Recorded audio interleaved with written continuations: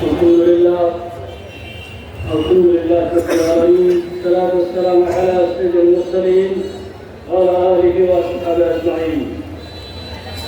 দেশের মুক্তিকামী জনতা ঐক্যের সংগঠন বাংলাদেশ জামাত ইসলামীর কক্সবাজার শহর সদর আয়োজিত ৩৬ জুলাই স্মরণ বর্ষপূর্তি উপলক্ষে আজকের গণমুক্তিযুদ্ধের সমাবেশের সংগ্রামী সভাপতি প্রধান অতিথি বাংলাদেশ জামাত ইসলামী কক্সবাজার জেলার সংগ্রামী আমির বিশিষ্ট জনাব অধ্যক্ষ মৌলানা আহমদ আনোয়ারি,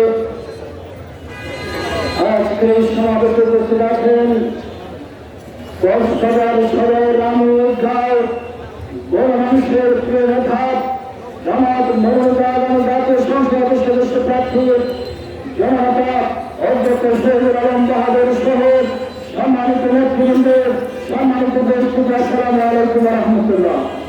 আপনারা জানেন 2024 সালের আজকের দিনে বাংলাদেশ নতুন করে স্বাধীনতা লাভ করেছিল।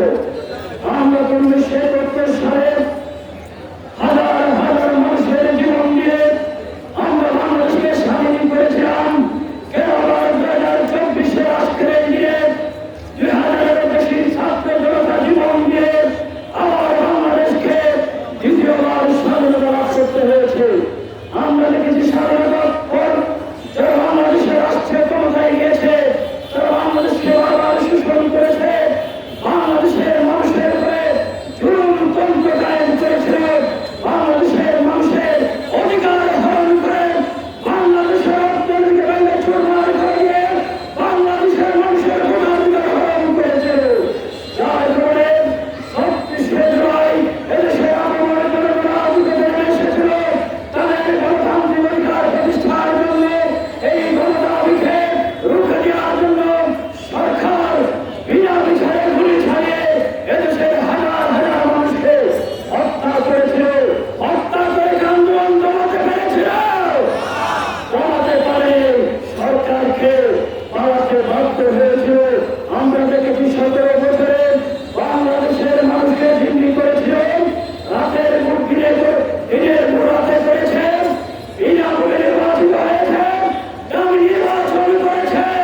বিশেষত বাংলাদেশ জামাত ইসলামীর উপরে সবচেয়ে বেশি জুলুম করা হয়েছে।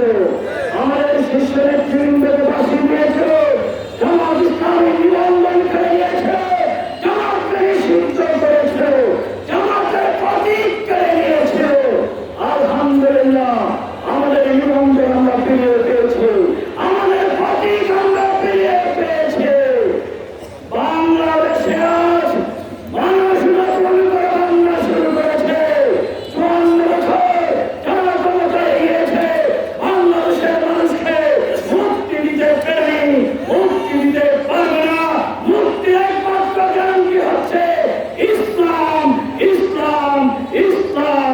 আজকে সারা দেশে বিশেষ করে কক্সবাজারের টেকনাফ, চকরিয়া, কুতুবদিয়া, মুশখালীর, কক্সবাজার সদরের যেই বড় মিছিল জনতার যে গণস্রোত তৈরি হয়েছে, এই গণস্রোত ঠেকাবার ক্ষমতার কারো নাই। সম্মানিত উপস্থিতি, আগামী নির্বাচনে দাঁড়িপাল্লার পক্ষে যেই গণজোয়ার তৈরি হয়েছে, এই গণজোয়ারকে আমাদেরকে বিজয়ের দ্বার প্রান্তে নিয়ে যেতে হবে। সকলকে ধন্যবাদ জানিয়ে আমার সংক্ষিপ্ত বক্তব্য এখানে শেষ করছি। আসসালামু আলাইকুম ওয়া রাহমাতুল্লাহ।